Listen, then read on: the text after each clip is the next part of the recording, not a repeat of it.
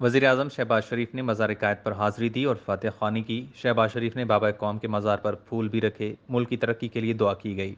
शहबाज शरीफ 23वें वज़ीर-ए-आज़म का मनसब संभालने के बाद खुसूसी तैयारी के जरिए एक रोज़ा दौरे पर कराची पहुंचे। शहबाज शरीफ के हमरा अरकान कौमी असम्बली शाहिद खकान अब्बासी, मरियम औरंगज़ेब, खालिद मकबूल सिद्दीकी, मौलाना असद महमूद के अलावा मिफ्ताह इस्माइल, अकरम दुरानी और मुतल्लिका आला ओहदेदारान मौजूद थे। कराची आमद पर उनका वज़ीर सिंध मुराद अली शाह और सिंध काबीना के अरकान ने शानदार इस्तकबाल किया।